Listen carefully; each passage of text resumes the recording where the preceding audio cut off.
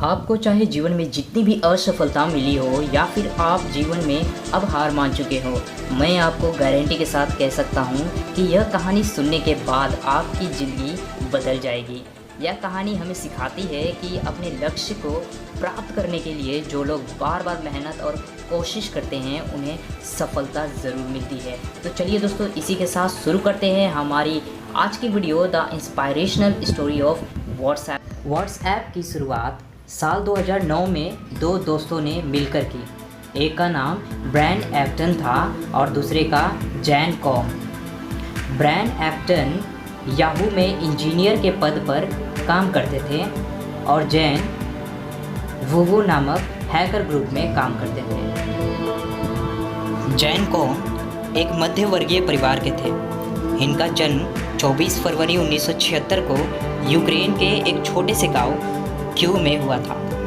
इनके पिता एक इमारतों के निर्माण कंपनी में काम करते थे। जैन कॉम ने सन जोसे स्टेट यूनिवर्सिटी कैलिफोर्निया, अमेरिका से अपनी कंप्यूटर साइंस और मैथ्स में अपनी शिक्षा पूरी की थी। 1997 में जैन कॉम ने याहू में इंफ्रास्ट्रक्चर इंजीनियर का काम करने लगे। एप्टन का जन्म 17 फरवरी 1972 को मिचिगन शहर में हुआ था। उनका बचपन सेंट्रल फ्लोरिडा में गुजरा। एप्टन ने साल 1994 में स्टैनफोर्ड यूनिवर्सिटी से कंप्यूटर साइंस की पढ़ाई पूरी की थी। पढ़ाई पूरी करने के बाद एप्टन एप्पल कंपनी में सॉफ्टवेयर इंजीनियर का काम करने लगे और एडोब में भी बाद में काम किया। फिर उन्होंने 1996 में याहू में काम करना शुरू किया। वहीं याहू के ऑफिस में ब्रायन एप्टन और जैन कॉम की पहली बार मुलाकात हुई। उन दोनों का अपने टेक्नोलॉजी क्षेत्र में अच्छा ज्ञान होने के कारण दोनों एक दूसरे के अच्छे दोस्त बन गए। करीब 10 साल काम करने के बाद उन दोनों ने याहू कंपनी से नौकरी छोड़ने का निर्णय लिया और 2007 में दोनों ने याहू की नौकरी छोड़ दी और खुद के बल पर कुछ नया करने में लग गए। व्हाट्सएप बनाने का आइडिया जैन कॉम को पहले आया जब वो टीवी देख रहे थे। वो सोचने लगे कि क्यों ना एक ऐसा एप्लीकेशन बनाया जाए जिसकी मदद से अपने दोस्तों को आसानी से कोई खबर पहुंचाई जा सके, साथ ही उसमें कोई खर्च भी ना हो। यह आइडिया जब कॉम ने एप्टन को बताया तो एप्टन को कुछ दिनों तक यह आइडिया उतना अच्छा नहीं लगा, पर वो बाद में मान गए। उसके बाद एप्टन और कॉम जी जान लगाकर एप्लीकेशन बनाने में लग गए।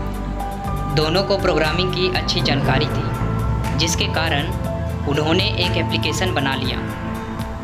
लेकिन उस एप्लीकेशन के शुरुआत के समय बहुत सारी मुश्किलों का सामना करना पड़ा था। उन्हें इसके लिए शुरुआत में बहुत खर्च करना पड़ा था।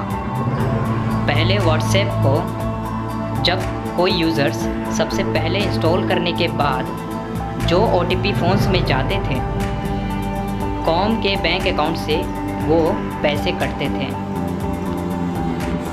उन्होंने व्हाट्सएप को आगे ले जाने के लिए दोबारा नौकरी करने का निर्णय लिया और सबसे पहले फेसबुक के ऑफिस गए। वहाँ उन्हें रिजेक्ट कर दिया गया। बाद में उन्होंने ट्विटर और कई बड़ी कंपनियों में कोशिश किया, पर उन्हें कहीं भी नौकरी नहीं मिला। साथ ही पैसे न होने के कारण व्हाट्सएप का काम भी ठीक से नहीं हो पा रहा था। अंत में उन्होंने अपने दोस्तों से मदद लेने का सोचा और अपने पुराने दोस्तों से संपर्क किया। उन्होंने अपने दोस्तों से मिलने के बाद व्हाट्सएप के बारे में उन्हें बताया और उनके सभी दोस्त उनकी मदद करने के लिए तैयार हो गए और उन्हें कुछ पैसे दिए। उसके बाद दोनों रात दिन एक कर व्हाट्सएप को डेवलप करने में लग गए। साल 2010 से 2014 तक व्हाट्सएप के यूज़र्स पूरे विश्व भर में फैल गए। 2014 के अंत तक व्हाट्सएप यूज़र्स की गिनती 60 करोड़ से भी ज़्यादा हो चुकी थी। उस समय व्हाट्सएप इतनी तेज़ी से आगे बढ़ रहा था कि हर महीने इसके 2.5 करोड़ यूज़र्स जुड़ने लगे थे। 2014 में जिस कंपनी फेसबुक ने उन्हें नौकरी देने के लिए मना कर दिया था, उन्होंने ही 20 बिलियन अमेरिकी डॉलर यानी कि 1 लाख करोड़ से भी ज़्यादा में व्हाट्सएप को खरीदा। आज दोनों ब्रायन एक्टन और जैन कॉम उसी नौकरी के लिए मना कर देने वाली कंपनी के शेयर होल्डर हैं। आज भी पूरे विश्व में व्हाट्सएप के ही सबसे ज़्यादा एक्टिव यूज़र्स हैं और दूसरे सभी मैसेंजर ऐप्स को यह ऐप पीछे कर चुका है।